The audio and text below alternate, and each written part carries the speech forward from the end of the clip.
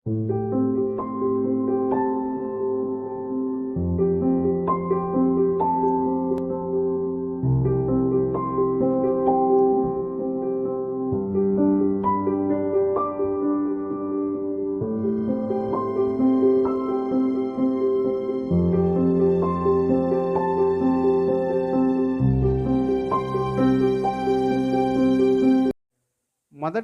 2 వచనాలు గనక మనం చూస్తే, అఫ్యాకు పుట్టిన బెకెరోతు కుమారుడైన శేరాకును జననమైన అబీయేలు కుమారుడగు కీసు అను బెన్యామీను ఒకడుండెను. కీసు భాగ్యవంతుడొక బెన్యామీయుడు. అతనికి సౌలు అనే ఒక కుమారుడు ఉండెను. అతడు బహు సౌందర్యము గల యవ్వనుడు. ఇశ్రాయేలీయులలో అతని వంటి సుందరుడు ఒకడు లేడు. అతడు భుజములు మొదలుకొని పైకి ఇతరుల కంటే ఎత్తు గలవాడు. ఇదే విషయాన్ని మరొక అధ్యాయంలో కూడా మనం చూస్తాం. మొదటి సమూయేలు గ్రంథం 10వ అధ్యాయము 24వ వచనంలో చూస్తే, అప్పుడు సమూయేలు, జనులందరిలో యెహోవా ఏర్పరిచిన వానిని మీరు చూచితిరా? జనులందరిలో అతని వంటి వాడు ఒకడు లేడని చెప్పగా, జనులందరూ బొబ్బలు పెట్టుచు రాజు చిరంజీవగునుగాకని కేకలు వేసిరి. దేవుడు సమూయేలునే ద్వారా సౌలునే ఎందుకు కోరుకున్నాడు అని అంటే, ఆయన జీవితంలో విశేషమైనటువంటి మంచి లక్షణాలు ఉన్నాయి.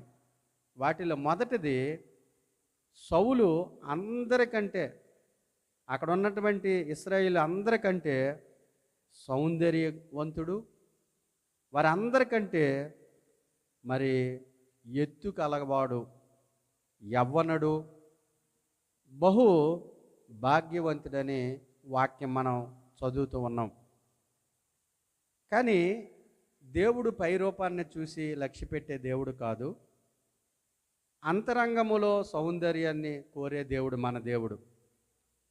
మొదటి పేతురు 1:3-4 వచనాలు చూస్తే, వెలిపటి అలంకారంగా ఉండక సాధువైనట్టు మృదువైనట్టు అను అక్షయ అలంకారం గల మీ అంతరంగ స్వభావమును మీకు అలంకారంగా ఉండవలను. బయట మీకున్న అలంకారం కాదు. ఏది అలంకారం అంటే, మీ అంతరంగ స్వభావము మృదువైనట్టు సాధువైనట్టు ఉండవలనని పేతురు పత్రికలో మనం చూస్తాం.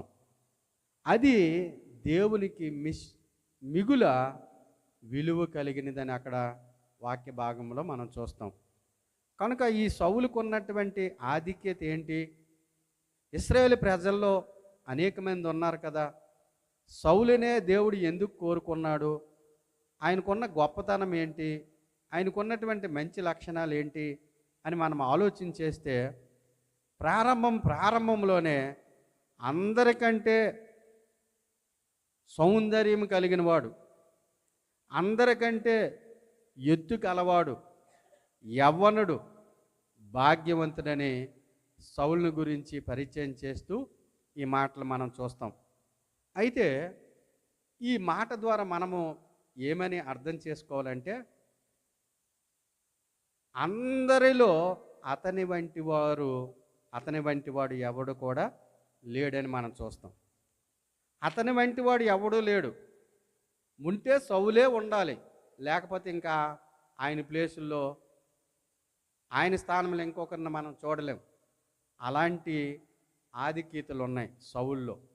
కనుక ఈ నూతనమైన సంవత్సరంలో మన మార్గాల్లో పట్టపగలు వెలుగు తేజరిల్లినట్లుగా మన మార్గాల్లో దేవుని వెలుగు తేజరిల్లాలి అంటే మనము చేయవలసినది, గైకొనవలసింది ఏంటంటే, అందరూ ఉన్నారు, అందరూ జీవిస్తున్నారు, కానీ అతని వంటి వాడు ఎవడూ లేడు, ఆమె వంటి వారు ఎవరూ లేరు అన్నటువంటి ఆ స్థితి, ఆ ఆధిక్యత మనం కలిగి ఉండాలి. ఒక సందర్భంలో మహాచక్రవర్తి అయినటువంటి అలెగ్జాండర్, ప్రపంచాన్నే జయించినటువంటి అలెగ్జాండర్ ది గ్రేట్, వారి యొక్క సైన్యంలో ఒక నియమం ఉంది. ఏమనంటే, మన సైన్యంలో ఎవరైనా కానీ శత్రువుల మీద యుద్ధం జరుగుతున్నప్పుడు, మనం బలం తక్కువైపోయి వారి బలం ఎక్కువైపోయినప్పుడు, అవసరమైతే ఆ యుద్ధములో ప్రాణాలైనా అర్పించాలి, కానీ ఎట్టి పరిస్థితుల్లో యుద్ధము నుండి మనం బయటికి రాకూడదని ఒక నియమం ఉంది. ఒకానొక సందర్భంలో యుద్ధం జరుగుతున్నటువంటి ఆ సమయంలో ఆ సైన్యంలో, అలెగ్జాండర్ సైన్యంలో ఒక వ్యక్తి అవతల శత్రువుల్ని దాటికి తట్టుకోలేక వీపు చూపి వెనకకు పారిపోతూ ఉన్నాడు. అందులో ఒక సైన్యపు అధ్యక్షుడు ఆయన్ని పట్టుకొని అలెగ్జాండర్ దగ్గరికి తీసుకొచ్చి, అయ్యా, హోరాహోరీగా యుద్ధం జరుగుతుంటే మన సైన్యములో, మన సమూహంలో ఒక నియమం ఉంది. ఆ నియమాన్ని ఉల్లంఘించి భయపడి వెనకకి తిరిగి పారిపోతున్నాడు అంటే అలెగ్జాండరు చాలా కోపోద్రికుడై, ఎంతో రుద్రుడై, నువ్వు అలా చేసావా అని అవునయ్యా అన్నాడు. ఇంతకీ నీ పేరేంటంటే గడగడ వణికిపోతూ, నా పేరు అలెగ్జాండర్ అన్నాడంట. ఇంకా పట్టలేనంత కోపంతో, రేయ్, నీ పేరైనా మార్చుకో, నీ స్వభావాన్ని అయినా మార్చుకో. అలెగ్జాండర్ గ్రేట్ సైన్యంలో ఉన్నావంటే, ప్రపంచాన్నే గడగడలాడించిన ఆ సైన్యంలో నీ ఉన్నావంటే ప్రాణాలైనా ఇవ్వాలి, లేదా చచ్చైనా చచ్చిపోవాలి, అంతేగాని వెని తిరగటానికి ఏమాత్రం కూడా అవకాశం ఇవ్వకూడదని చెప్పాడంట. కనుక ఈ మాటలు వింటున్న సహోదరి సహోదరుడా, ఈ నూతన సంవత్సరంలో నూతన కార్యాలు జరగాలని మనమందరం కూడా ఆశపడతాం, ఎదురు చూస్తాం. దేవుడు కూడా వాగ్దానం చేస్తున్నాడు, నూతనమైన సంవత్సరంలో నూతనమైన కార్యాలు జరిగించడానికి, నీ తలుపు తట్టడానికి దేవుడు తన దయగలిగిన హస్తాన్ని చాపుతూ ఉన్నాడు. ఆ కార్యాలు మన జీవితంలో జరగాలంటే సౌలుకున్న క్రొత్త మనసు మనకి ఉండాలి. ఏమిటి ఆయనకున్నటువంటి ఆధిక్యత అంటే, ఆయనకున్న ప్రత్యేకత ఏంటి అంటే, అందరిలాంటి వాడు కాదు, అతని వంటి వాడు ఎవడూ లేడు. ఒకానొక సందర్భంలో ఆదికాండం 41:38 మనం చూస్తే యోసేపు గురించి కూడా ఒక మాట వ్రాయబడుతుంది. అతడు దైవ ఆత్మ కలిగినటువంటి మనుష్యుడు, అతని వంటి వారు ఎవరూ లేరు అని మనం చూస్తాం. కాబట్టి మన జీవితంలో దేవుని వాగ్దానాన్ని స్వతంత్రించుకోవాలి, దేవుని కార్యాలు మనం జరగాలి అంటే మనలో ఈ ఆధిక్యతలు కలిగి ఉండాలి. నీలో భక్తి చూసినప్పుడు, ప్రేమ చూసినప్పుడు, సహనం చూసినప్పుడు, ఓర్పు చూసినప్పుడు, దేవుని యొక్క గుణగణాలు నీలో చూసినప్పుడు అనేకులు చూసి చెప్పాలి, అతని వంటి వారు ఎవరూ లేరు, ఆమె వంటి వారు ఎవరూ లేరు. ఆ కుటుంబం వంటి కుటుంబం మనం ఎక్కడా చూడం అన్నటువంటి ఆ ఆధిక్యత మనం సంపాదించుకోగలగాలి. దేవునికి మహిమ కలుగును గాక.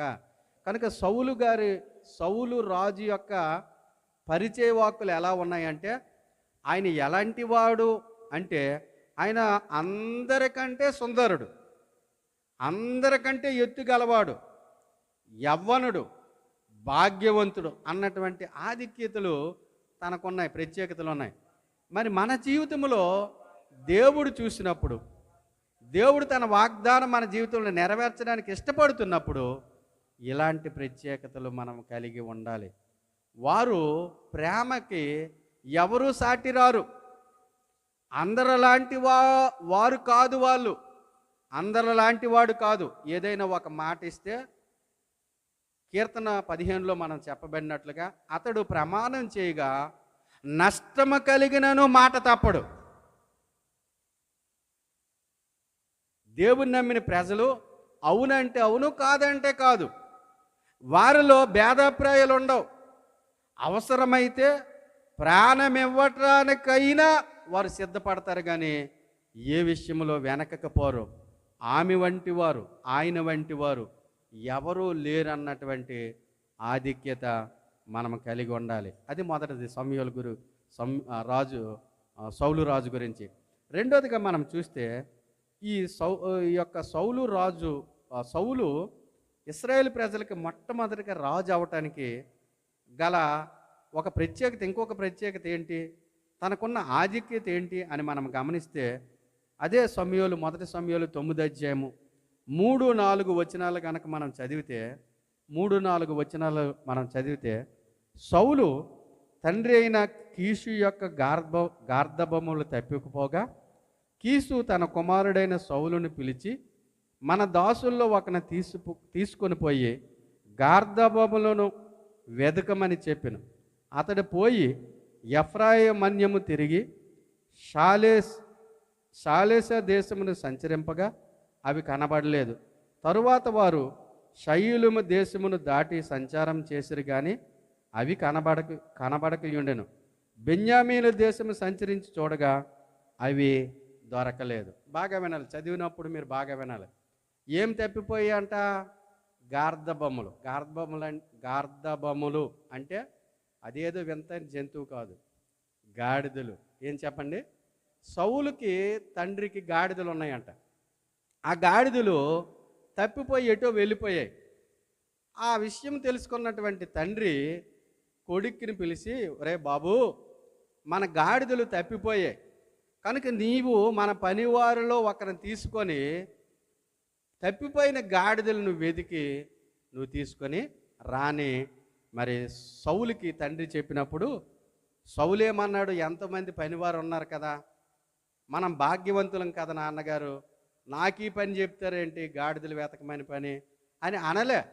వెంటనే లోబడి ఏం చేశారంటే ఆ పనివారిలో ఒక పనివారిని తీసుకొని 3 దేశాలు, ఇక్కడ అనేక దేశాలు వెళ్ళి 3 దినాలు, కొన్ని దేశాలు వెళ్ళి 3 దినాలు మరి గాడిదలను వెతికినట్టుగా మనము చదవబడిన వాక్యంలో చూస్తాం. వినాలి. ఏం చేశాడండి సౌలు తండ్రి మాట చెప్పగానే లోబడ్డాడు. అంటే రెండోదిగా సౌలు జీవితంలో మనం ఏం చూస్తామంటే, ఎందుకు దేవుడు సౌలుని ఇశ్రాయేలు ప్రజలకు మొట్టమొదటిగా రాజుగా ఎన్నుకున్నాడంటే సౌలులో విధేయత చూస్తాం. ఏం చూస్తాం చెప్పండి? విధేయత అనగా లోబడుట లేక మాట వినుట చూస్తాం. అనేక ఆశీర్వాదాలకి తీసుకురావటానికి ఒక బలమైన ప్రత్యేకత ఏంటంటే విధేయత. దేవునికి మహిమ కలుగును గాక. మనకి అనేకమైన ఆశీర్వాదాల కారణాల్లో ఒక కారణం ఏంటంటే విధేయత. మొదటి పేతురు రాసిన పత్రిక 5 అధ్యాయము 5-6 వచనాలు చూస్తే, ఆయన అహంకారులను ఎదిరించి దీనులకు కృప అనుగ్రహించును. ఆయన ఏం చేస్తాడంట? అహంకారుల్ని, గర్వాంధుల్ని, లెక్క చేయని వారిని ఎదిరించి దీనత్వం కలిగిన వారికి దేవుడు కృప చూపుతాడు. ఒక సందర్భంలో గర్విష్ఠుడైన కోరేసు దేవుని సేవకుని దేవుని మీద తిరగబడినప్పుడు కోరేసుతో పాటు ఉన్నటువంటి వారందరూ కూడా మరణానికి పాత్రులయ్యారు. కానీ అన్ని ఆధిక్యతలు ఉన్నా కూడా మోసే లోబడటం వల్ల ఇశ్రాయేలు ప్రజలకి నాయకుడయ్యాడు. దేవునికి మహిమ కలుగును గాక. అలాగే మనము చూస్తే ఇస్సాకు గురించి మనము చదివితే, ఇస్సాకు గురించి మనం ఆలోచించేస్తే శత్రువులు అసూయపడినంతగా దీవించబడ్డాడంట. ఎవరంట? శత్రువులు అసూయపడినంతగా. ఎందుకు అంతగా దీవించబడ్డాడు అని చూస్తే ఇస్సాకులో ఉన్నటువంటి ఒక శ్రేష్టమైన ఒక ప్రత్యేకత గుణం ఏంటంటే విధేయుడు. ఎలాంటి సమయంలో విధేయత చూపాడు? తన తండ్రి దేవునికి బలి ఇవ్వడానికి తీసుకువెళ్ళినప్పుడు గొర్రెకు కాకుండా తన తండ్రి మరి బలి ఇవ్వటానికి సిద్ధపడినప్పుడు మారు మాట మాట్లాడకుండా తండ్రి నీ ఇష్టమే నా ఇష్టం అన్నట్టుగా తలదించుకున్నాడు, లోబడ్డాడు. తత్ఫలితంగా అనేకులకు ఆశీర్వాదకరంగా మార్చబడ్డాడు. దేవునికి మహిమ కలుగును గాక. కనుక సౌలుని దేవుడు ఎందుకు మొట్టమొదటి రాజుగా ఇశ్రాయేలు జనాంగానికి ఎన్నుకున్నాడు అంటే, సౌలులో ఉన్నటువంటి రెండో ప్రత్యేకత ఏంటంటే లోబడే మనస్సు ఉంది, విధేయత చూపే మనస్సు ఉంది. ఏ మాట అయితే తన తండ్రి దగ్గర తీసుకున్నాడో ఆ మాట గైకొని గార్ధబొమ్మలు గాడిదలను వెతకడానికి పూనుకున్నాడు. కనుక సౌలుని దేవుడు రాజుగా ఎన్నుకోవటానికి ఇది ఒక ప్రత్యేకతగా మనం చూడవచ్చు. మూడోదిగా ఇదే సమూయేలు గ్రంథం 9వ అధ్యాయము 3-4 వచనాల్లో రెండవదిగా చూస్తే సమూయేలులో బాధ్యత మనకు కనిపిస్తుంది. ఏం కనిపిస్తుంది చెప్పండి? బాధ్యత. మొదటిదేమో విధేయత ఉంది, లోబడి మనసు ఉంది. రెండోదిగా బాధ్యత ఉంది. సౌలు తండ్రి చెప్పాడు, నాయనా మన గాడిదలు తప్పిపోయాయి, వాటిని వెతికి తీసుకురని చెబితే లోబడ్డాడు. అవి దొరికేంత వరకు వెతకడం ప్రారంభించాడు. దేవునికి మహిమ కలుగును గాక. అయ్యో మనం భాగ్యవంతులం కదా, మనకేం కొదువ, ఏం తక్కువ, పనివారు ఉన్నారు కదా, వారు చూసుకుంటారు, సరే నాన్న పంపిస్తే పంపించాడు అని ఎక్కడెక్కడో కాలం గడిపి రాలేదు. ఎలాగైనా తప్పిపోయిన గాడిదలు తిరిగి ఇంటికి తీసుకురావాలని ఒక బాధ్యత కలిగిన ఒక యవ్వనస్తుడిగా ఉన్నాడు. దేవునికి మహిమ కలుగును గాక. అందుకే దేవుడు సౌలుని మొట్టమొదటి రాజుగా కోరుకున్నాడు. ప్లస్లు ఉన్నాయి, మైనస్లు ఉన్నాయి, మంచి ఉంది, చెడు ఉంది. కానీ సౌలులో ప్రారంభం మనం చూస్తే ఎంతో దీనత్వంతో, ఎంతో ప్రత్యేకతలు కలిగి, ఎంతో బాధ్యత కలిగి, దేవుని మాట, తండ్రి మాట జవదాటని వ్యక్తిగా మనకి కనిపిస్తాడు. కనుక యోసేపు జీవితంలో చూస్తే కూడా తన యజమానుడు పోతేఫరు ఇంటిలోకి బానిసగా తేబడినప్పుడు తన యజమానుడు ఏ పని అయితే అప్పగించాడో ఆ పని చేశాడు కాబట్టే ఆ దేశానికి ప్రధానమంత్రి అయ్యాడు. ఆమేన్. దావీదు గురించి కూడా మనం చూస్తే సౌలుకి దెయ్యం పట్టినప్పుడు అయ్యో నాకు పట్టాభిషేకం అయిపోయింది, నేను రాజు అయిపోయాను అని అనుకోలేదు. తన దగ్గర దేవుడు ఏ పని అయితే ఇచ్చాడో ఆ పని విషయంలో బాధ్యత కలిగి ఉన్నాడు. ఒక సితార తీసుకొని సౌలుకి దురాత్మ పట్టినప్పుడు పాట పాడుతూ సితార వాయిస్తూ ఆ దురాత్మను వెళ్ళగొట్టే పనిలో దావీదు ఉన్నట్టుగా వాక్య భాగంలో మనం చూస్తాం. కనుక సౌలు ద్వారా మనం నేర్చుకోవలసిన ఒక ప్రత్యేకత ఏంటంటే తనకి ఏ బాధ్యత అయితే అప్పగించబడిందో ఆ బాధ్యతను నమ్మకంగా చేసినటువంటి వ్యక్తి సౌలు అని మనము చూడొచ్చు. కాబట్టి మన కుటుంబాలలో బాధ్యత కలిగి ఉండాలి, మనం పని చేసిన చోట బాధ్యత కలిగి ఉండాలి, మన సంఘములో కూడా బాధ్యత కలిగిన వ్యక్తులుగా ఉన్నప్పుడు దేవుని వాగ్దానము మన జీవితంలో ఖచ్చితంగా నెరవేర్చబడుతుంది. దేవునికి మహిమ కలుగును గాక.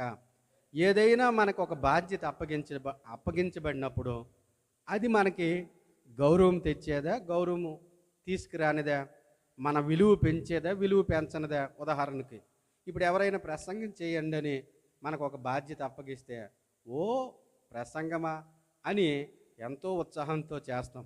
దేవునికి మహిమ కలుగును గాక. లేదంటే ఎవరికైనా యవనస్తులకి మీరు వాక్యం చెప్పండి అంటే చాలా సంతోషంగా ఒప్పుకుంటాం. లేదంటే ఏదైనా ఒక మంచి పని చేస్తే, ఒక మంచి బాధ్యత అప్పగిస్తే అది ఖచ్చితంగా మనము చేస్తాం. లేదండి మీరు ఈరోజు మందిరానికి వచ్చి మొత్తం బాత్రూములు అన్నీ కూడా మీరు కడగాలి, మందిరం అంతా కూడా మీరు శుభ్రపరచాలంటే అందులో ఎంతమంది ఉంటారంటే క్వశ్చన్గానే మిగిలిపోతుంది. కానీ అప్పగింపబడిన బాధ్యత పని అది చిన్నదా పెద్దదా, గౌరవం తీసుకొస్తుందా గౌరవం తీసుకురాదా, దానివల్ల నేను డ్యామేజ్ అవుతానా డ్యామేజ్ అవనా, అది ఏ పని అయినా కూడా బాధ్యతగా నెరవేర్తించాడు. కాబట్టి సౌలుని ఇశ్రాయేలు ప్రజలకి మొట్టమొదట రాజుగా దేవుడు కోరుకున్నాడు. దేవునికి మహిమ కలుగును గాక. కనుక మన ఇంటిలో భార్య భర్త పిల్లలు ఉన్నప్పుడు ఆ కుటుంబం పట్ల భర్త బాధ్యత కలిగిన వాడుగా ఉండాలి. కొంతమంది భర్తలు వారి పని చేసి ఇంటికి వచ్చినప్పుడు భారీగా నీ బాధ్యత నువ్వు నెరవేర్తించాలి. అప్పుడు ఆ కుటుంబం సమాధానంతో నెమ్మదితో సాగిపోతుంది.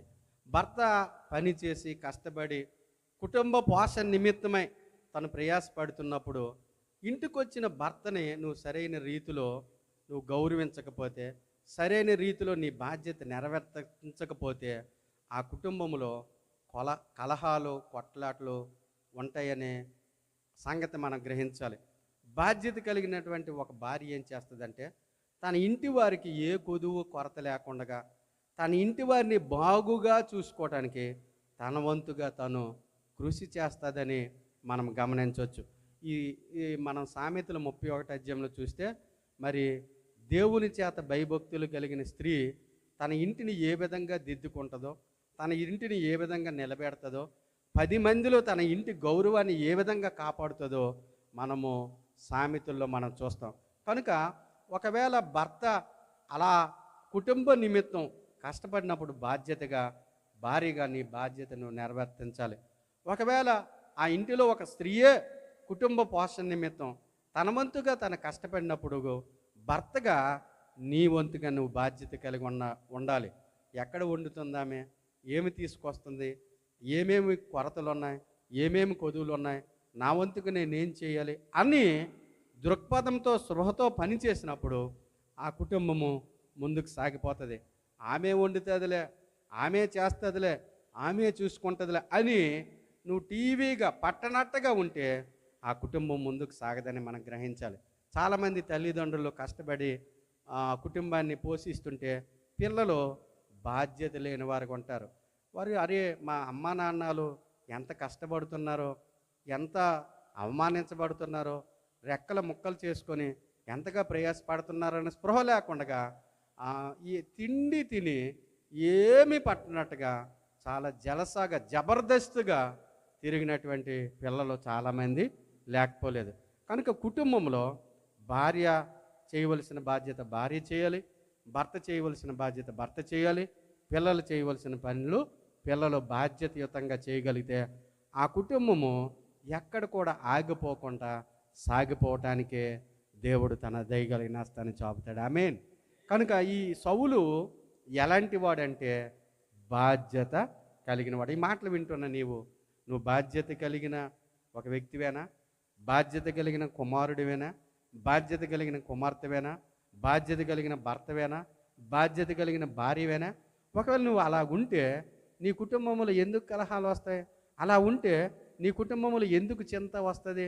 అలా నీ ఉంటే నీ కుటుంబంలో అసమాధానం ఎందుకు తయారవుతుంది? నీ కుటుంబంలో గందరగోళ పరిస్థితులు ఎందుకు ఎదురవుతాయి? ఎవరు బాధ్యత వారు చేయట్లేదు కాబట్టే ఆ కుటుంబంలో అనేకమైన అల్లర్లకి, అనేకమైనటువంటి అసమాధానాలకి గురై నెమ్మది లేని జీవితాలు ఎంతోమంది మనం జీవిస్తున్నట్టుగా మనం చూస్తాం. కనుక ఈ మాటలు వింటున్న మనము బాధ్యత కలిగినటువంటి ఒక పౌరుడిగా, ఒక వ్యక్తిగా మనం ఉండాలి. ఆమేన్. అలాగే నువ్వు పని చేసిన దగ్గర కూడా నా పని అయిపోయింది, మిగతా ఎవరు ఎలా పోతే ఏది ఎలా పోతే అన్నటువంటి ఆలోచనతో నేను ఉండకూడదు. నాకు జీతం వస్తుంది కదా అన్న ఉండకూడదు. నీకు అప్పగింపబడిన ఏ పనైనా నీ శక్తి వంచన లేకుండా, నీలో ఏ లోపము లేకుండా నువ్వు బాధ్యతగా పనిచేస్తే నువ్వు ఒక దినాన్న ఏలుతావు. ఆమేన్, ఆమేన్. అందుకే శ్రద్ధగా పనిచేసిన వారంట ఏలుతారని బైబిల్ మనకు తెలియచేస్తుంది. నీకు అప్పగింపబడినది అది చిన్నదా పెద్దదా? నీకు అప్పగింపబడిన బాధ్యత అది విలువ తెచ్చేదా విలువ తేనదా? నీకు అప్పగింపబడినది నీకు పేరు తెచ్చేదా నీ పేరుని పోగొట్టేదా? నీకు అప్పగింపబడిన పని కష్టమా నష్టమా? నీకు అప్పగింపబడిన పని లాభమా నీకు కీడా?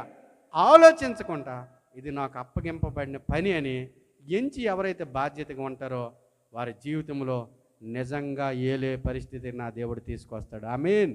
కనుక రెండోదిగా మూడోదిగా సౌలు జీవితంలో మనం ఏమి గమనిస్తామంటే బాధ్యత కలిగిన వ్యక్తి. ఈ మాటలు వింటున్న సహోదరుడా, నువ్వు బాధ్యత కలిగిన వ్యక్తివేనా? అలాగే సంఘంలో కూడా మనము టీవీగా క్షమించండి, ఏదో పట్టినట్టుగా వచ్చి వెళ్ళిపోవటం కాదండి.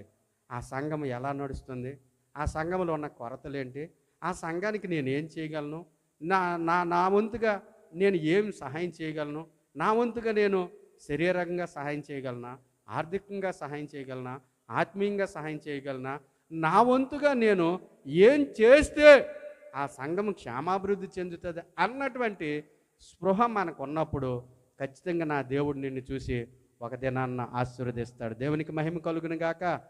హల్లెలూయా. ఒక నలుగురు ఆరుగురు ఉన్న కుటుంబమే ముందుకు సాగటం ఎంతో కష్టమైతే, వందల కొలది 50, 30, 40 ఇలాగ సంఘములు ఉన్నటువంటి ఆ సంఘం ముందుకు సాగాలంటే, క్షేమాభివృద్ధి చెందాలంటే, ఈ ఈ లోకానికి ఒక ఉప్పుగా వెలుగుగా మారాలంటే ఆ సంఘములు ఉన్నటువంటి పనులేంటో మనం గుర్తెరిగి బాధ్యతయుతంగా మనము వ్యవహరించగలగాలి. ఆమేన్. నేను వెళ్ళానండి, వాక్యం విన్నాను, పాటలు పాడడం, ఎంత కానుకేశాను, దేవునికి స్తోత్రం అనుకుంటే సరిపోదు. సంఘములో నా బాధ్యత ఏంటి? స్త్రీగా నేనేం చేయాలి, పురుషుడిగా నేనేం చేయాలి, యవనస్తుడిగా నేనేం చేయాలి, ఒక పెద్దగా నేనేం చేయాలి? నేను నా కుటుంబంలో బాధ్యత కలిగి ఉన్నాను, నేను పనిచేసిన దగ్గర బాధ్యత కలిగి ఉన్నాను, నా యొక్క బంధువుల విషయంలో బాధ్యత కలిగి ఉన్నాను. కానీ వీటన్నిటికంటే నన్ను ఆత్మీయంగా కన్న సంఘం, నన్ను ఆత్మీయంగా నిలబెట్టిన సంఘం, నన్ను ఆత్మీయంగా నిత్యత్వానికి నడిపించే ఆ సంఘమును నేను ఏ బాధ్యత కలిగి ఉన్నాను అన్నటువంటిది ఆలోచన చేయాలి. ఒకవేళ ఇంతకుముందు అలాంటి ఆలోచన లేకపోతే ఇప్పుడైనా ఒక బాధ్యత కలిగిన సంఘ సభ్యుడిగా మనము ఉండాలి. అయ్యో, ఈ నెల వచ్చింది, ఈ నెల పరిస్థితి ఏంటి, లేకపోతే ఈ ప్రత్యేకమైన రోజులు వచ్చాయి, మీటింగ్స్ జరుగుతున్నాయి, సువార్తలు జరుగుతుంది, నా వంతుగా నేనేం చేయాలి అన్నటువంటి స్పృహ మనము కలిగి ఉన్నప్పుడు నా దేవుడు ఎవరు చూసినా చూడకపోయినా నా దేవుడు నిన్ను చూసి ఒక దినాన్న ఆశ్చర్యకరమైన రీతిలో నిన్ను ఆశీర్వదించుతాడు. దేవునికి మహిమ కలుగును గాక. సౌలుకి తన జీవితంలో మలుపు తిరగటానికి, తన పేజీలో మరొక క్రొత్త పేజీ రావటానికి కారణం ఏంటంటే, కారణాల్లో ఒక కారణము బాధ్యత కలిగిన వ్యక్తి. ఈ బాధ్యత కలిగిన వ్యక్తికి నా ప్రజలు నేను ఇస్తే బాధ్యతగా పరిపాలిస్తాడని దేవుడు తన ఉద్యోగాన్ని ప్రమోషన్లోకి నడిపించాడు. ఆమేన్. ఈ గాడిదలు నేనా, డబ్బున్నోడిని, యవ్వనస్తుడిని. ఇప్పుడు సపోజ్కి మన యవ్వనస్తుల పిల్లలకి ఏదైనా షాప్కి వెళ్ళి కొనికిరండి అంటే ఎంత ఫీల్ అయిపోతారో, ఎంత నామూసుగా ఫీల్ అవుతారో. What are you talking daddy mummy, ఏం మాట్లాడుతున్నారండి? అది కొంచెం మనకి శాలరీ పెరిగింది అనుకోండి, అసలు మనం బయటికి మన ఫేస్ చూపించడానికి కూడా నామోస్గా ఫీల్ అయిపోయినటువంటి ప్రజలు ఉన్నారు. ఆమేన్. కొంతమంది మా అమ్మ మా నాన్నని చెప్పుకోవడానికి కూడా నామోస్గా ఫీల్ అవుతారు. ఆమేన్. ఆ తల్లి లేకపోతే, ఆ తండ్రి లేకపోతే నీ బతుకు ఎలాగున్నావు ఒకసారి ఆలోచించు. నిన్ను జన్మనిచ్చిన తల్లి, నిన్ను పోషించి కనీ పెంచిన నీ తండ్రి. కనుక మనము ఎలా ఉండాలి చెప్పాలంటే, బాధ్యత కలిగిన వ్యక్తుల్లాగా ఉండాలి.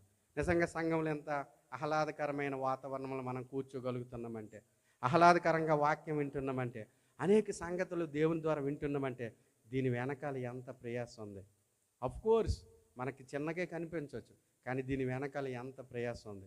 ఆ సేవకులు ఏ విధంగా ప్రయాసపడుతున్నారు, అక్కడ ఉన్నటువంటి కొంతమంది ఏ విధంగా పాటు పడుతున్నారు, ఎలా చేస్తే ఇవన్నీ జరుగుతున్నాయి అన్నటువంటి ఆలోచన స్పృహ మనము కలిగి ఉండాలి. ఈ రోజైనా ఒక బాధ్యత కలిగిన ఒక తండ్రిగా, బాధ్యత కలిగిన భార్యగా, బాధ్యత కలిగిన కుమారుడిగా, బాధ్యత కలిగినటువంటి కుమార్తెగా, బాధ్యత కలిగిన ఒక విశ్వాసగా ఉన్నప్పుడు నా దేవుని హస్తం నీ మీద బలంగా దిగి వచ్చునుగాక.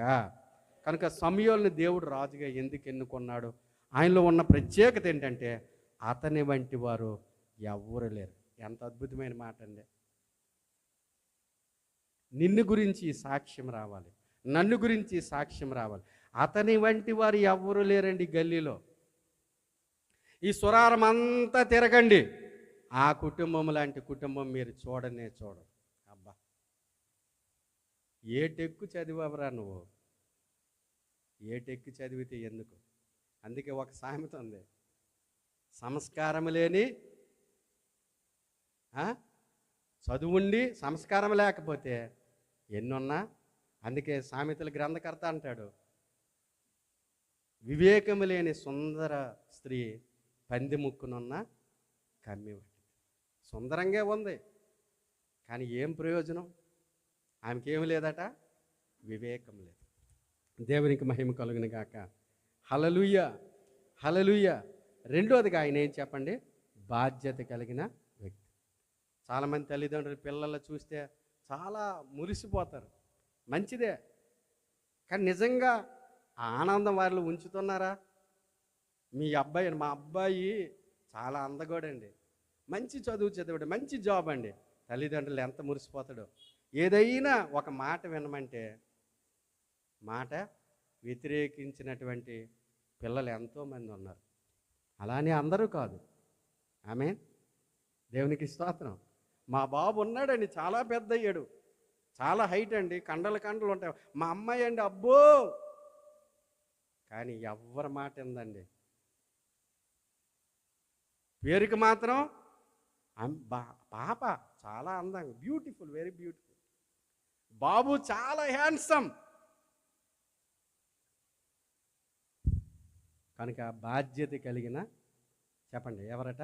వ్యక్తులని. మా భార్య అండి, అబ్బో, ఈ యూనివర్సిటీలో ఆమె వంటిది లేదు. Very good, very good. మరి సంసారం ఎంత ముందుకు సాగుతుందంటే అదొక ప్రశ్నగానే ఉందండి. అందంగా, కానీ టీ ఇవ్వదండి టయానికి, భర్తను లెక్క చేయదండి. మీ ఆయన అబ్బో 10,000 మందిలో పోల్చదగిన వాడు అన్నట్టుగా. ఆయన నడక బాగుంటుందండి, ఆయన డ్రెస్ బాగుంటుందండి, వెరీ గుడ్. కానీ ఎంతవరకు ఉపయోగం అంటే ఏం ప్రయోజనం అండి? ఏమీ పట్టించుకోడండి. కనుక సౌలు జీవితంలో మనం నేర్చుకోవాల్సినటువంటి పాఠం ఏంటంటే, రెండోదిగా ఏముందట? బాధ్యత. బాధ్యత లేని కుటుంబాలు, బాధ్యత లేనటువంటి వ్యక్తులు జీవితాల్లో అవి ముందుకు సాగవు, అవి అక్కడే ఆగిపోతాయి. ఆమె దేవునికి మహిమ కలుగును గాక. కాబట్టి మన కుటుంబాలు, మనము బాధ్యత కలిగిన కుటుంబాల్లో బాధ్యత, పనిచేసిన దగ్గర బాధ్యత, మనము ఉన్న సంఘములు కూడా బాధ్యత కలిగి మనము ఉండవలసిన వారమని. నాలుగోదిగా మనం చూస్తే ఆయనలో తగ్గింపు జీవితాన్ని చూస్తాం. ఏం చూస్తామండి? తగ్గింపు. 1 సమూయేలు గ్రంథం 9:21 చూస్తే సౌలు సౌలుతో అంటాడు, అయ్యా, దేవుడు నిన్ను రాజుగా కోరుకుంటున్నాడు, నువ్వేనయ్యా రాజు అని అంటే, అప్పుడు సౌలు అంటాడు 21 చూస్తే, అందుకు సౌలు, నేను బెన్యామీయుడు కానా? నా గోత్రం ఇశ్రాయేలు గోత్రంలో స్వల్పమైనది కాదా? నా ఇంటివారు బెన్యామీను గోత్రపు ఇంటివారు అందరిలో అల్పురు కారా? నాతో ఇలాగ ఎందుకు పలుకుచున్నావు? ఈ మాటలో మనకేమర్థమవుతుంది? అయ్యా, నిన్ను దేవుడే రాజుగా నియమించమన్నాడు అంటే మనం ఏం చేస్తామండి? ఏమాత్రం కూడా ఆలోచించకుండా దానికి మనం అర్హులైనట్టుగా చేయవలసిన కార్యక్రమాలన్నీ కూడా ప్రారంభిస్తాం. కానీ సౌలు ఏమంటున్నాడంటే, నేను రాజుగా ఉండడం ఏంటయ్యా, మా గోత్రము అన్ని గోత్రాల కంటే తక్కువ. మీరు తప్పుగా అనుకోకండి. చాలామంది సాక్ష్యాలు చెప్పమంటే నేను ఫలానా అవన్నీ వద్దు మనకి. పౌలు గారి సాక్ష్యం చెప్పమంటే నేను హింసకుడును, దోషకుడును, హానికరుడు. పౌలు గారి ముందు ఎవరము నిలబడలేం మనం. ఆయన సాక్ష్యం చెప్తే, నేను బెన్యామీను గోత్రకుడును, గమాలయుల పాదముల దగ్గర విద్యాభ్యాసం నేర్చినటువంటి వాడును, టాప్ మోస్ట్ కాలేజీలో విద్యను అభ్యసించాడు. 8వ దినమన సున్నతి పొందిన వాడును. కానీ సింపుల్గా నేను హింసకుడును, దోషకుడు. నేనండి, నా బతుకు ఏంటండి? తిట్టుబోతండి, తిరిగిపోతండి. నేనండి గుర్రాలు పరిగెడుతుంటే రథాలు మా వంశం. కానీ ఈయన ఏమన్నాడు చెప్పండి? ఏమన్నాడమ్మా? నేను ఏమాత్రం కూడా దానికి సరిపోను. మా గోత్రం ఏమాత్రం, మా కుటుంబం ఏమాత్రం సరే, అందులో నా కుటుంబంలో నేను ఎంతటి వాడినయ్యా అని తన తాను తగ్గించుకున్నాడు. అందుకే బైబిల్ అంటుంది, తన తాను తగ్గించుకున్నవాడు హెచ్చించబడతాడు. మీకు ఈ మాట అండర్స్టాండ్ అయితే నిజంగా దేవుని స్తుతిస్తారు. చప్పట్లు కొట్టండి గట్టిగా.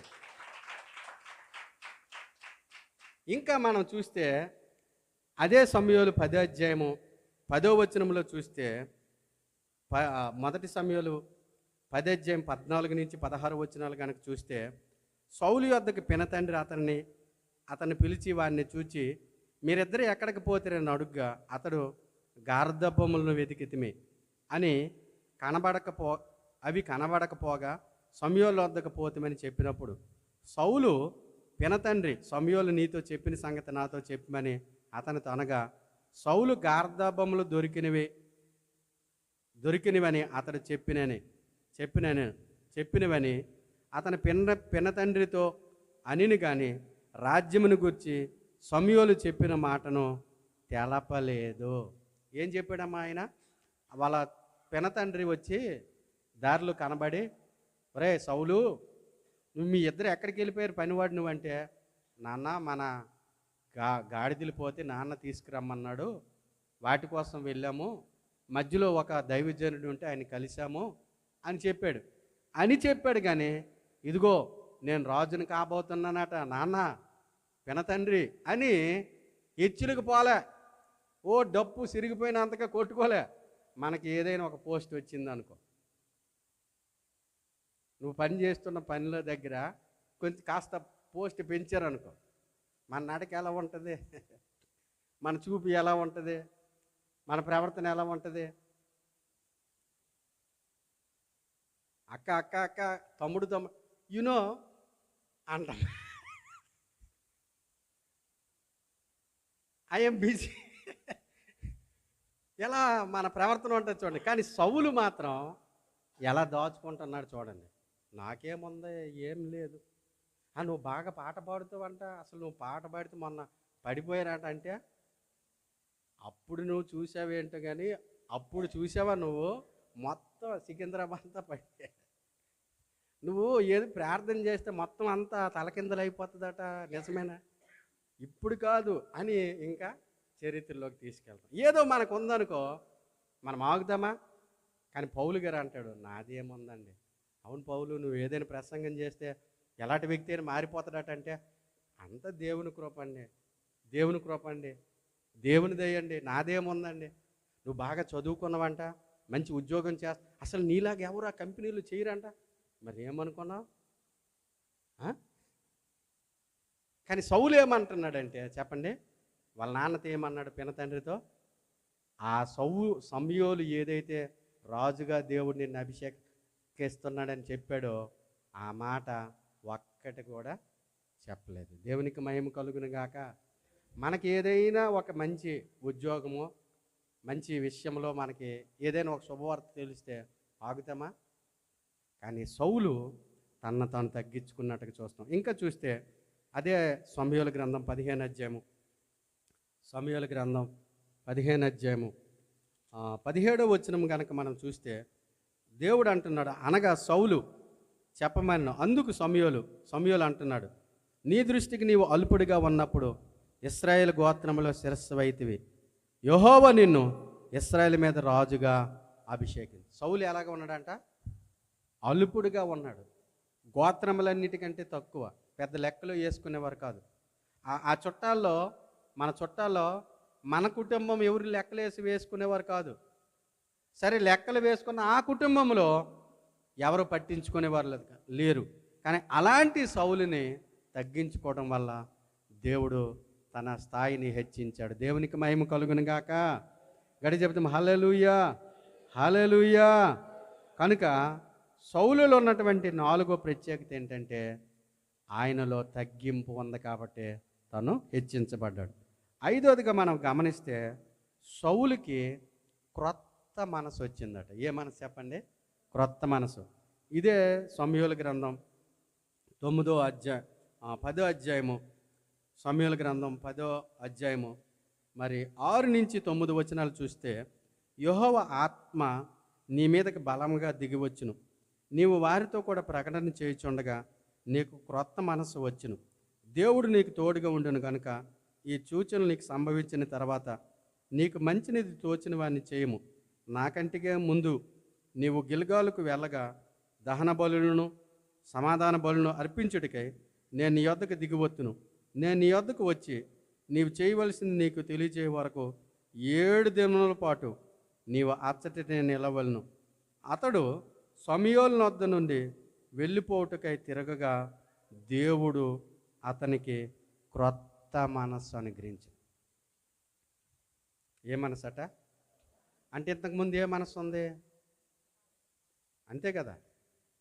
కానీ ఎప్పుడైతే దేవుని దాసుని దగ్గరికి వచ్చాడో, ఎప్పుడైతే దేవుని సేవకుని ఆశ్రయించాడో, ఎప్పుడైతే దేవుని ఆత్మచేత నింపబడ్డాడో, ఎప్పుడైతే దేవుని సేవకుని దగ్గరికి ఉత్తిగా రాకూడదు అని కానుకలు తీసుకుని వచ్చాడో, తన జీవితంలో తన తన డైరీలో ఒక కొత్త పేజీ ప్రారంభమైంది. అదే ఏంటంటే క్రొత్త మనస్సు. ఆమేన్, ఆమేన్, హల్లెలూయా. కనుక ఈ నూతనమైన సంవత్సరంలో క్రొత్త మనస్సు మనకు వస్తే దేవుని వాగ్దానం మన జీవితంలో నెరవేర్చబడుతుంది. ఆమేన్. అందుకే 2 కొరింథీ రాసిన పత్రిక 5:17 చూస్తే పౌలు అంటాడు, ఇదిగో సమస్తము నూతనమైనవి, పాతవి గతించి సమస్తము కూడా క్రొత్తవయ్యాయని మరి పౌలు గారు అంటున్నాడు. కనుక గతించిన కాలంలో మనం ఎలా ఉన్నామో, ఎలా ఉండలేదో, ఏవి చెయ్యాలో ఏవి చేయకూడదో అవన్నీ కూడా పాతవన్నీ వదిలి నూతన సంవత్సరంలో క్రొత్త మనసు మనం ధరించుకొని మన ప్రయాణాన్ని కొనసాగితే ఖచ్చితంగా నీ జీవితంలో దేవుడు వెలుగుగా ఉండి నీ మార్గాలన్నిటిలో నీకు తోడుగుండి నడిపిస్తాడు. ఆమేన్. కనుక మొదటిది ఆయనకున్నటువంటి ప్రత్యేకతలో మొదటి ప్రత్యేకత, అతని వంటి వాడు ఎవరు కూడా లేరు. నీవు నేను అది పొందుకోవాలి. ఆమె వంటిది ఎవ్వరూ లేరు. ఈ ఒక్క మాట చాలు మన జీవితంలో. రెండోదిగా ఆయనలో మనం ఏం చూస్తామంటే విధేయత, లోబడే మనసు. మూడోదిగా బాధ్యత కలిగిన వాడు. నాలుగోదిగా తగ్గింపు. ఐదోదిగా క్రొత్త మనసు. ఏ మనసు అండి? క్రొత్త మనసు. ఆరోదిగా మనం చూస్తే 10వ అధ్యాయము చివరి వచనం 27వ వచనం, పనికి మాలిన వారు అంటే రాజు అయిపోయిన తర్వాత, సమయోలు అభిషేకించిన తర్వాత ఆ మాట విని కొంతమంది చూడండి 24వ వచనం చివరిలో మనం చూస్తే జనులందరూ అప్పుడు సమయోలు జనులందరిలో యెహోవా ఏర్పరచుకున్న వారిని మీరు చూచితిరా, జనులందరిలో ఇతని వంటి వాడు ఒకడు లేడని చెప్పగా జనులందరూ బొబ్బలు పెట్టుచు రాజు చిరంజీవగును గాకని కేకలు వేశారు. అంటే సౌలు రాజుగా ఉండటానికి అందరూ చాలామంది అంగీకరించారు. కానీ కొంతమంది 27వ వచనంలో పనికి మాలిన వారు కొందరు ఈ మనుష్యుడు మనల్ని ఎలాగ రక్షింపగలడని చెప్పుకొనుచు అతనిని నిర్లక్ష్యం చేసి అతని కానుకలు తీసుకొని రాకుండగా అతడు చెవిటివాడైనట్టు ఊరకుండెను. ఆరోదిగా ఆయనకున్న ప్రత్యేకత ఏంటంటే చెవిటివాడైనట్టుగా, చెవిటోడు కాదు, చెవిటివాడైనట్టుగా ఊరకుండెను. ఆరోదిగా మనము గమనించండి, సౌలుని కొంతమంది అంగీకరించారు, కొంతమంది ఈయన మాకు రాజుగా ఉంటాడా, మమ్మల్ని పరిపాలిస్తాడా అని చాలామంది తనని వ్యతిరేకించారు. కానీ సౌలు ఆ మాటలు విని ఎలా ఉన్నాడంటే చౌటివాడిలాగా ఉన్నాడు. ఆమేన్. దేవునికి మహిమ కలుగును గాక. యేసయ్య గురించి మనం చూస్తే యేసయ్య దూషించబడియు దూషించలేదు, శ్రమ పెట్టబడియు బెదిరించలేదు, తీర్పు తీర్చిన వానికి తన్ను తాను అప్పగించుకున్నాడు.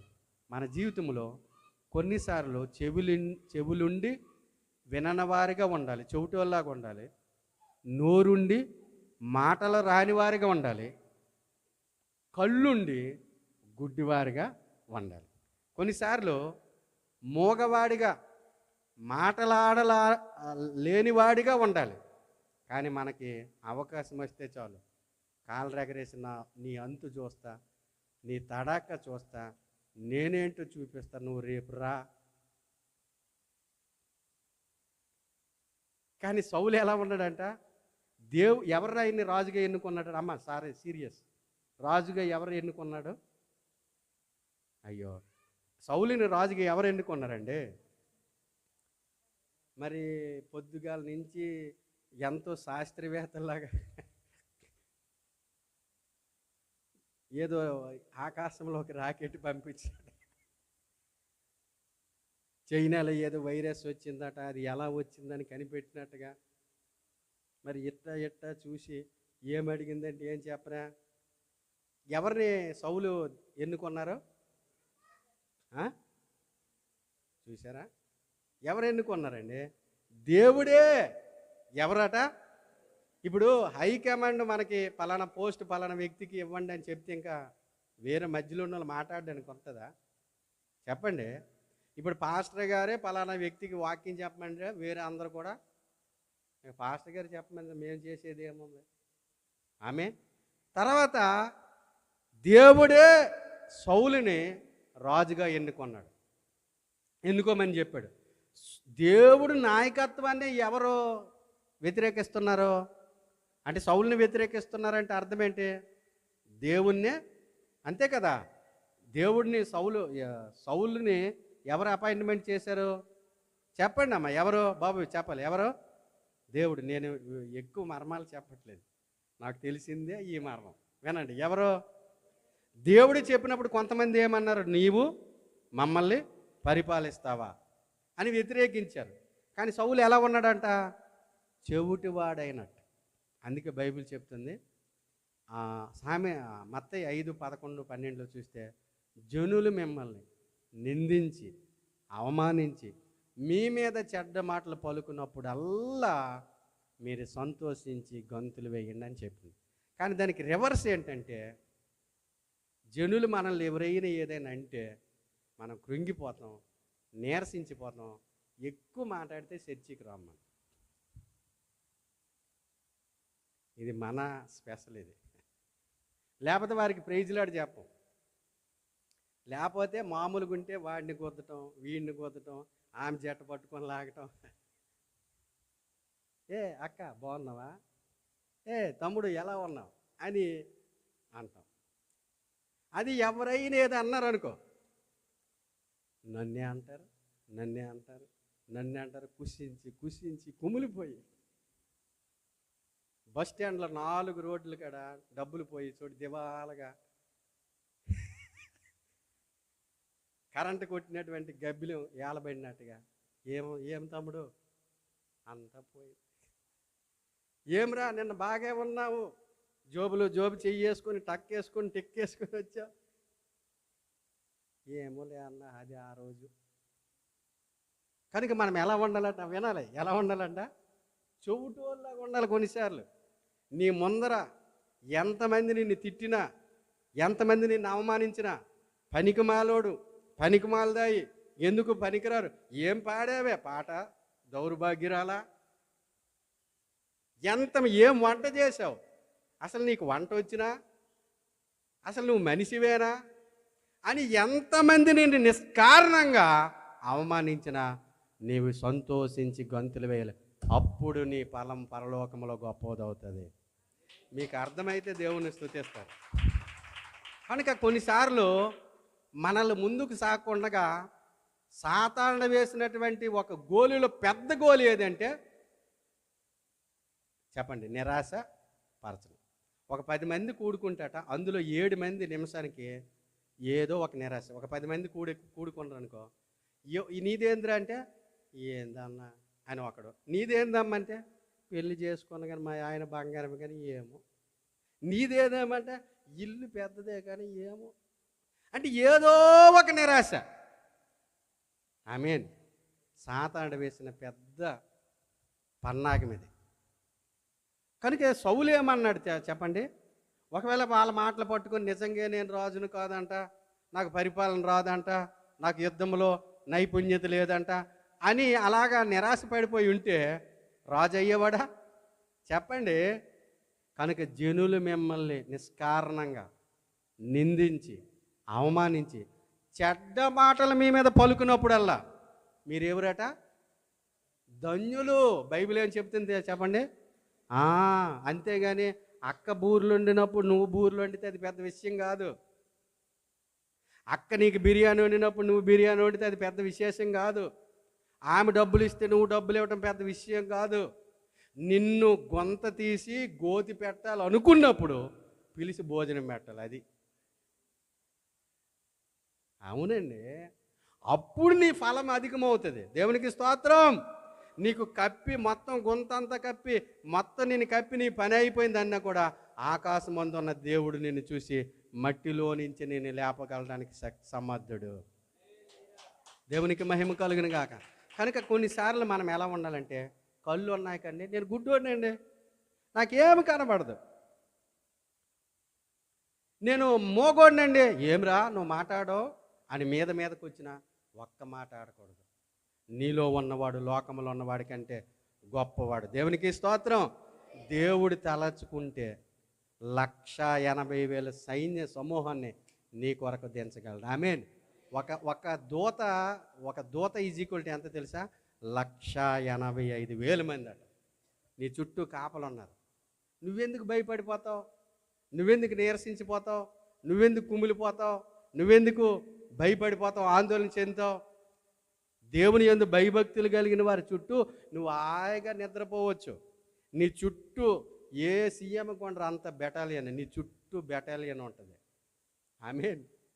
లైట్ ఆగిపోతే భయం, పిట్ల కిలకిల అంటే భయం, డోర్ శబ్దం వస్తే భయం, అది ఇది టెస్ట్ చేసి రేపు నీ పైన అవుట్ అంటే భయం. కనుక కొన్నిసార్లు మనం ఎలా ఉండాలట? మోగోడ్లాగా, చౌటోడ్లాగా, గుడ్డోడ్లాగా, నాకేమీ కనిపించట్లేదని. కొంతమంది తెగించి మాట్లాడతారు. అది పనికిరాదు సుమా. నీ మాటలు కొద్దిగా ఉండాలి. వారు ఎవరైనా సరే నువ్వెంత దీనత్వం కలిగి వినయ మనసు కలిగి ఉంటావో అంతగా దేవుని ఎదుట హెచ్చించబడతావు. మనుషుల దృష్టిలో నీకు మాటలాడడం రాదు అనుకోవచ్చు, మనుషుల దృష్టిలో వాళ్ళ మాట గెలవచ్చు, మనుషుల దృష్టిలో వారి చేయి పై చేయి అవ్వచ్చు, కానీ దేవుని దృష్టిలో నువ్వు గొప్పవాడు, గొప్పదానివి. ఎంత గొప్ప సంగతి అండి. ఆమేన్. కనుక సౌలుని దేవుడు కోరుకోవడానికి ప్రధానమైనటువంటి ఒక మంచి ప్రత్యేకత ఏంటంటే చెప్పండి, ఆయన్ని నిష్కారణంగా చెడ్డ మాటలు పలుకుతున్నప్పుడు కూడా చెవుటివాడైనట్టుగా తాను ఉన్నాడు. కాబట్టి ఈ నూతనమైన సంవత్సరంలో సౌలుకి క్రొత్త మనసు వచ్చినట్లుగా మన ఆలోచనలో, మన తలంపులో, మన జీవిత విధానంలో నిన్ను చూసి నీ పక్కవారు, నిన్ను చూసి నీ గల్లీలో ఉన్నవారు, నిన్ను చూసి నీ సంఘ సభ్యులు, నిన్ను చూసి నీ పై అధికారులు, ఇతని వంటి వాడు ఎవ్వరూ లేరు, ఈమె వంటి వారు ఎవ్వరూ లేరు అన్నటువంటి సువాసన వెదజల్లాలి. అమ్మో వచ్చిందిరా తల్లి, వచ్చాడురా బాబు, అది రాకూడదు. అది వస్తే వేస్ట్. ఇతని వంటి వారు ఎవ్వరు కూడా అబ్బా. రెండోదిగా విధేయత. ఆమేన్. విధేయత. అన్నీ బాగున్నప్పుడు లోబట్టం కాదు. నిన్ను తిట్టినప్పుడు, కొట్టినప్పుడు, నిన్ను రకరకాల మాట్లాడినప్పుడు లోబడటమే నీ జీవితానికి ఆశీర్వాదం. ఆమేన్. చెప్పండి హల్లెలూయా. మూడోదిగా చెప్పండి బాధ్యత కలిగిన వ్యక్తి. నాలుగోదిగా తగ్గింపు ఉంది. ఏముందట? తగ్గింపు ఉంది. ఐదోదిగా చెప్పండి క్రొత్త మనసు. ఆరోదిగా చెవిటివాడైనట్టుగా ఉన్నాడు. కాబట్టి ఇశ్రాయేలుకి రాజుగా దేవుడు తనను నియమించాడు, పరిపాలన కొనసాగించాడు. మన జీవితంలో అట్టి ఆధిక్యతలు మనం కూడా కలిగి ఉంటే ఈ సంవత్సరంలో నిజంగా నీవు నీ కుటుంబము ఏ విషయంలో చూసినా నీవు రాణించలేనిదంటూ ఏది నీ జీవితంలో ఉండదు. అసాధారణమైనది ఏది నీ జీవితంలో ఉండదు. దేవుడు ఒక్కొక్క మెట్టు నిన్ను పైకి ఎక్కించుకుంటూ ఒక ఉన్నతమైన స్థితిలో నా దేవుడు నిలబెట్టడానికి తన దయగలిగిన హస్తాన్ని చాపుతాడు. అలాంటి పరిపూర్ణమైన మార్పు మనలో కలిగి ఉండాలని దేవుడి మాటలు వినిపిస్తున్నాడు.